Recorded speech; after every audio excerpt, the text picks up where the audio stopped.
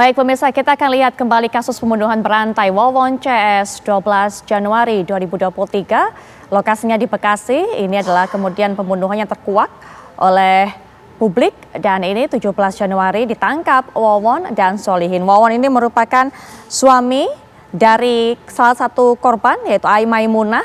Kemudian juga 19 Januari polisi membongkar 3 lokasi yang berisi jasad korban, lainnya ditemukan 4 jasad korban. Itu ada timeline dari kasus pembunuhan berantai Wawon CS, mulai dari kasus pertama yang tercium publik hingga kemudian polisi berhasil mengungkap kasus ini. Terus dilakukan pendalaman hingga saat ini. Walaupun memang yang publik tahu adalah kasus pembunuhan di Bekasi, diracun menggunakan kopi, yang sudah sempat tadi kami ceritakan juga. Tapi sebelumnya kita lihat dulu, ini adalah 9 korban tewas yang dibunuh oleh Wawon CS. Ada di 3 lokasi, di Cianjur, di Bekasi, dan di Garut. Nah, Siti yang di Garut ini merupakan korban pertama dari rangkaian pembunuhan berantai ini. Siti ini profesinya TKW, Siti ini kemudian dimanfaatkan oleh Wawon dan juga Solihin ini dibujuk untuk bisa memberi uang karena uangnya ini kemudian nanti akan dilipat gandakan. Begitu yang dijanjikan oleh mereka. Tapi saat Siti yang TKW ini kemudian meminta mana uangnya yang selama ini disetorkan, mana hasilnya yang katanya bisa dilipat gandakan. Nah, Wawon ini kemudian mengajak mertuanya yang bernama Noneng ini untuk bisa mendorong Siti ke laut, melakukan pembunuhan. Tapi ternyata belakangan atau di beberapa kejadian berikutnya akhirnya justru Noneng sendirilah mertua dari Wawon yang akhirnya juga dihabisi nyawanya. Dan 3 orang ini yang bekerja sama menjadi pelaku pembunuhan dari total seperti yang sudah saya sampaikan 9. Apakah mungkin bertambah lagi jumlah korbannya, kita akan tunggu keterangan pihak kepolisian. Pak Thomas, apa yang kemudian membuat pembunuh itu kemudian tidak hanya berhenti sampai di satu saja, kemudian berulang-ulang terus sampai kita tahu ada istilahnya serial killer, pembunuh berantai? Ya, perilaku manusia ya, termasuk perilaku jahat itu tidak disebabkan oleh satu faktor ya. Jadi ini saya melihat dia sudah menjadi carrier atau karena yang pertama ya mungkin dia berhasil. Tentunya motif yang pertama menurut saya adalah ekonomi ya, uang ya, dengan berbagai cara ya, antara lain tadi dengan seperti bisa mengandalkan uang ini ya kan, keyakinan spiritual masa lalu lah ya. Dan meskipun kita sekarang sudah di zaman modern ya, semua orang pegang handphone, tapi keyakinan semacam itu pada masyarakat tertentu ya masih diyakini ya, terutama mereka yang pendidikannya kurang ya. Dan karena sekarang juga masyarakat kita ya kecenderungan dengan zaman sekarang yang sudah kompleks ini, uang itu bisa segala-galanya memerlukan uang. Jadi keinginan untuk menggandakan uang itu saya kira kepada siapapun ya, dengan cara yang seringkali wah ini gampang gitu ya. Nah, satu. Nah, yang tadi ada semacam keyakinan supranatural tadi ya. Itu seringkali yang mungkin nanti bisa didalami ya, ada syarat-syarat tertentu ya. Barangkali dia harus membunuh orang ya. Seperti robot gedek segala itu kan anak kecil yang dibunuh. Nah ini saya tidak tahu persis bagaimana ajaran dia ya. Tapi yang pertama berhasil, ya, kemudian dia menjadi carrier ya, melakukan langsung dan malahan dia mengembangkan ya, artinya dia membangun ada kelompok-kelompok tertentu ya. Bisa saudaranya sendiri, bisa teman ya, untuk bersama-sama melaksanakan kejahatannya ya. Jadi ada semacam pembagian tugas ya.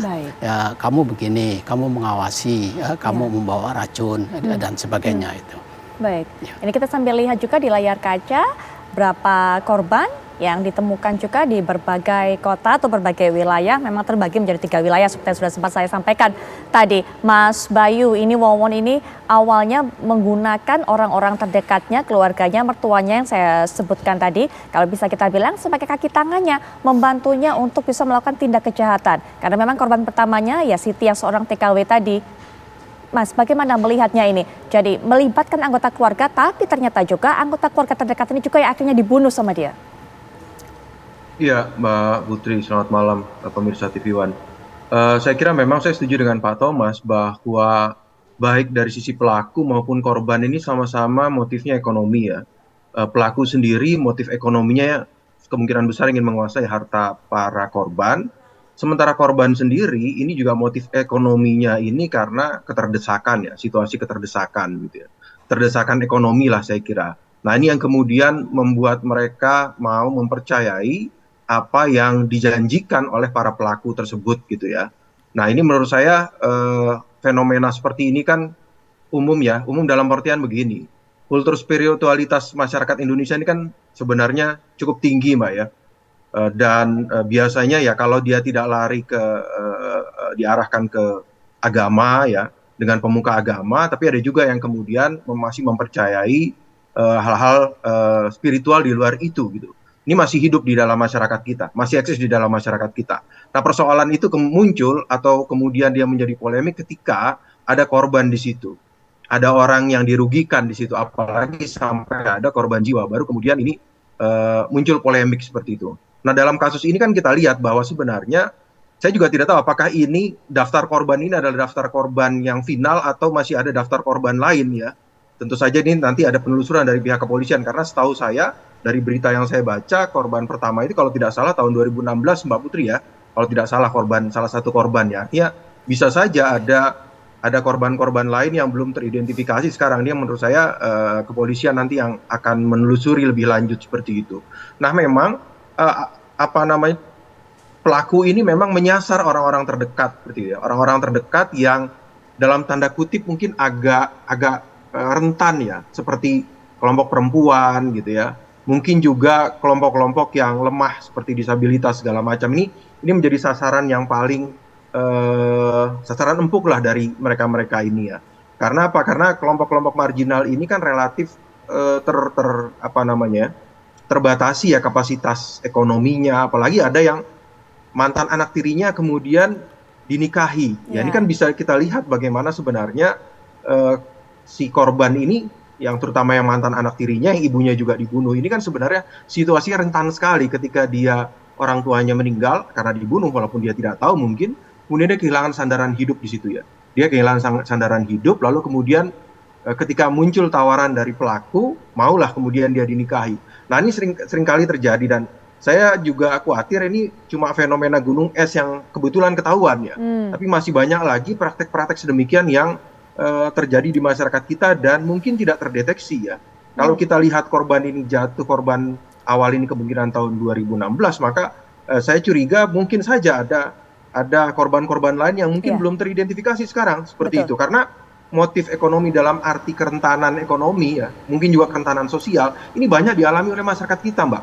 Dan tawaran-tawaran yang sifatnya instan ya di hadapan kita lewat gitu dalam situasi putus asa itu bisa diambil kapanpun ya bisa diambil oleh mereka karena situasinya memang tidak memungkinkan bagi mereka untuk mendapat jalan lain untuk bisa memenuhi kebutuhannya memenuhi keperluan-keperluan yang sangat mendesak bagi mereka seperti itu. Maka ada muncullah sosok-sosok seperti ini yang menawarkan janji bisa memenuhi dalam waktu cepat, mereka ambil itu. Padahal sebenarnya mereka sedang masuk ke dalam satu perangkap yang kemudian di kemudian hari justru memakan korban jiwa mereka sendiri seperti itu. Baik, Mas Bayu nanti kita lanjutkan. Pak Thomas juga, apalagi tadi Mas Bayu sudah jelaskan, menambahkan apa yang disampaikan oleh Pak Thomas bahwa ada tawaran yang didapatkan oleh warga mereka ini yang dari kelas menengah ke bawah memang untuk bisa mendapatkan uang dengan cara instan, dengan cara cepat, begitu besar tentunya itu tawarannya, godaannya dengan cara yang memang tidak lazim. Nah ini membuat mereka tergoda, akhirnya mengantarkan mereka menjadi korban yang harus kehilangan nyawa. Kita akan bahas lebih dalam lagi, tapi setelah jeda berikut ini kami segera kembali.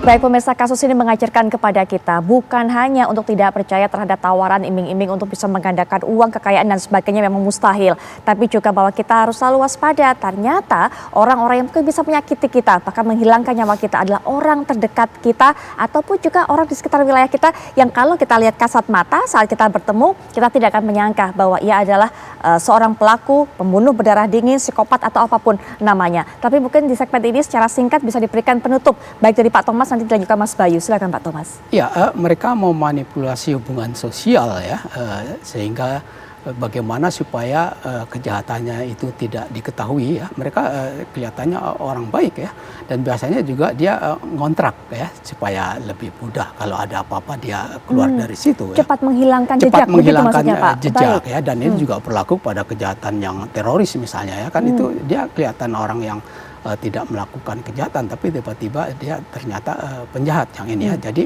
memang saya kira perlu juga dari kepedulian dari masyarakat ya, terutama RT ya.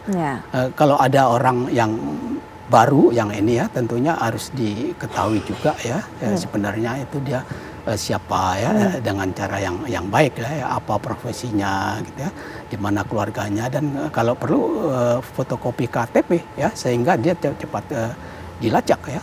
Dan ini juga mungkin tidak sekali ini, karena ada di beberapa tempat dia melakukan begini. Betul. Ya, dan sudah lama tadi sudah dikatakan Mas Bayu juga. Ya, dan ada kecenderungan dia antisosial ya, bahkan sudah psikopat, dan ini perlu ahli kejiwaan yang bisa menjelaskan itu ya. Baik. Karena gangguan kejiwaan itu bisa berlangsung lama, bisa juga sesaat ya, ketika ada sesuatu yang terjadi ya, itu timbul hal-hal yang sifat-sifat gangguan kejiwaan itu. Baik, yang juga terakhir kami berikan kesempatan untuk bisa memberikan penutup, silakan Mas Bayu. Baik Mbak Putri, ya saya kira memang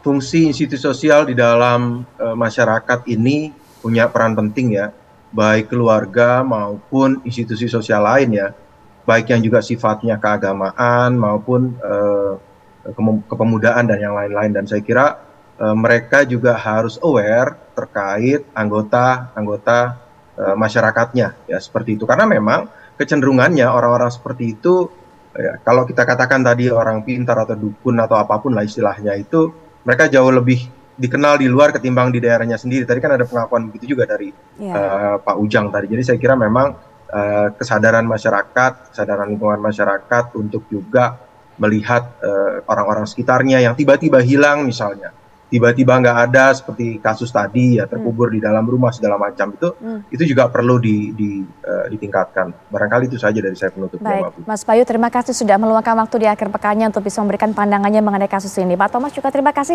berkenan datang dan juga sudah bersama-sama kita mendengarkan keterangan dari Pak Ujang dan juga membahas mengenai hal ini. Selamat malam Pak Thomas, Mas Bayu juga terima kasih sekali.